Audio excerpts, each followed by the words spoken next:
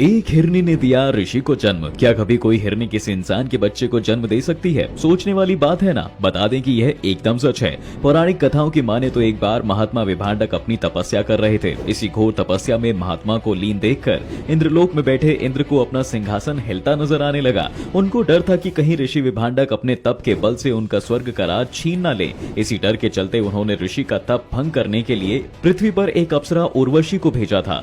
बता दें कि एक बार ऋषि विभांडक अपने सरोवर में स्नान कर रहे थे, तभी उर्वशी बड़े ही लचीले अंदाज में ऋषि के सामने आई। जैसे ही अप्सरा पर ऋषि विभांडक की नजर पड़ती, उनके ही अंदर गंदी नियत जाग उठती है, जिसके बाद ऋषि विभांडक का पानी भी पानी के अंदर ही गिर जाता है। वहीं उनका तप भंग हो जाता है। फिर वो अपना स्नान पूरा करके अपनी कुटिया में चले जाते हैं। तभी सरोवर के पास एक प्यासी हिरनी आती है और वो पानी के साथ ऋषि विभांडक के पानी को भी पी जाती है, जिसके चलते वो गर्भ धारण कर लेती है।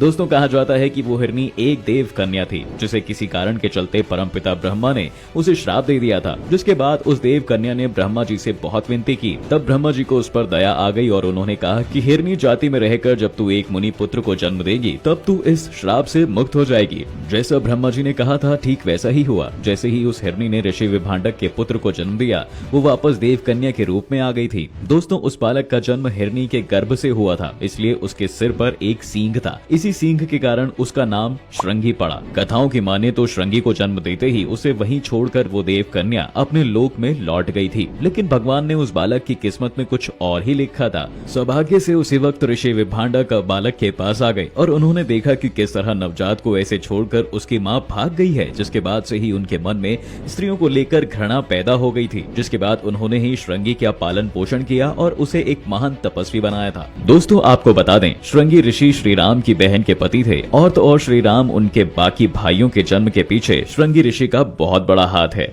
बता दें कि श्रृंग ऋषि का विवाह राजा दशरथ की इकलौती पुत्री शांता से हुआ था। इसी नाते यह भगवान राम जी के जीजा हुए थे। शांता के काफी अनुनय विनय करने पर श्रृंगी ऋषि ने राजा दशरथ के लिए पुत्रेष्ठी यज्ञ करने का स्वीकार कर लिया। इसका कारण यह था कि यज्ञ करने वाले के जीवन भर का पुण्य इसी यज्ञ की आहुति में नष्ट हो जाता है। राजा दशरथ ने श्रृंगी ऋषि को यज्ञ करवाने के बदले बहुत सा धन देने का वचन दिया था। श्रृंगी ऋषि ने यह धन अपनी पत्नी शांता को अपने पुत्र और कन्या का भरण पोषण करने के लिए दे दिया था। ऋषि ने यज्ञ पूरा किया और अग्नि देव खीर लेकर प्रकट हुए। यज्ञ से प्राप्त खीर से राम, लक्ष्मण, भरत और शत्रुघ्न का जन्म हुआ था।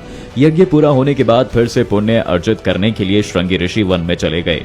वहीं दोस्तों, प्रयागराज के श्रृंगवेरपुर धाम में श्रृंगी ऋषि और माता शांता का मंदिर है। इसी मंदिर में आज भी लोग संतान प्राप्ति की कामना लेकर पहुंचते हैं। मंदिर के पुजारियों का कहना है कि आज भी सच्चे मन से जो लोग यहाँ पर आकर पूजा अर्चना करते हैं, उनकी संतान प्राप्ति का मनोकामना जरूर पूरी होती है। संतान प्राप्ति की कामना के साथ जो भी भक्त मंदिर में आते हैं, उन्हें श्रृंगी ऋषि और माता शांता के आशीर्वाद से संतान प्राप्त होती है। और साथ ही साथ जिस वक्त भगवान राम, लक्ष्मण और माता सीता के साथ वनवास जाने के लिए श्रृंगवेरपुर पहुंचे थे, तब सीता माता ने श्रृंगवेरपुर के गंगा तट पर माँ गंगा की पूजा भी की थी। बाद में गंगा माँ प्रकट होकर माता सीता को आशीर्वाद भी देने आई थी।